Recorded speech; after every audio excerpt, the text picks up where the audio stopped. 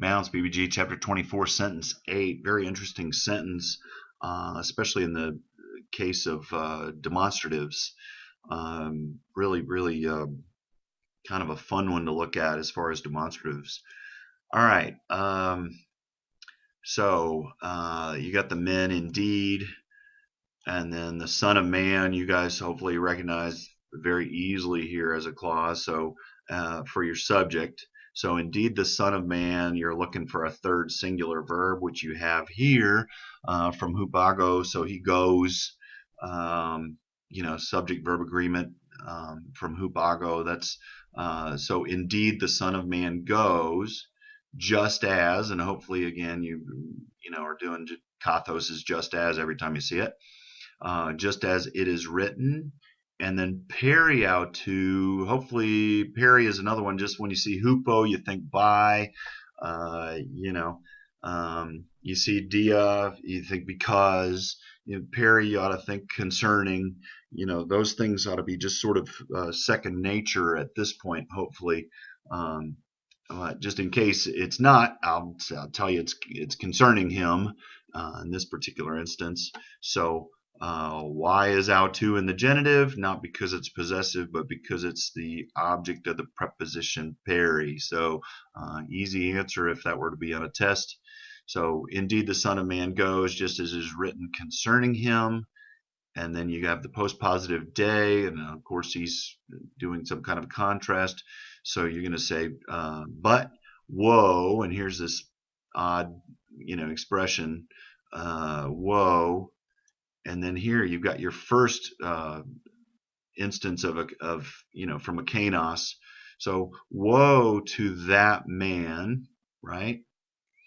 And then through whom, okay? So through whom, because you got your relative pronoun here, which is the object of the preposition dia. So in this case, with a genitive, so you're going to go with through whom.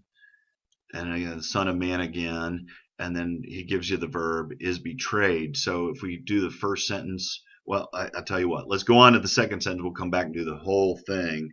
So colon is good. In this case, we'd probably run with better, but it's from kalos, which is good. Good to him, that's an expression. So we would say something like better for him, better for him, or good for him. Again, we probably would do this as sort of a,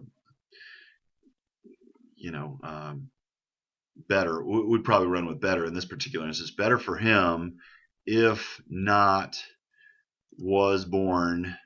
And then the second case of a kainos, that man. So, Jesus uses a kainos to talk about a particular man, and he uses a demonstrative, to say that man. So there's a particular person he's got in mind, that man. Okay.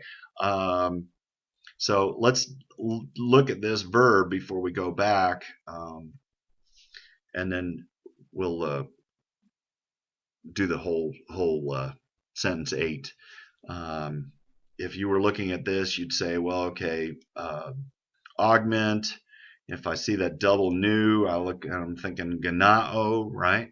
But then you see theta eta, so you're probably dealing with a passive from ganao. So if with the augment, you're looking at an aorist passive, which is what you've got, and you're recognizing that there's no ending, so you're looking at a third singular, and that lines up with, of course, with that man, because you'd want a third singular to have subject verb agreement, but an aorist passive from ganao, so was born, right?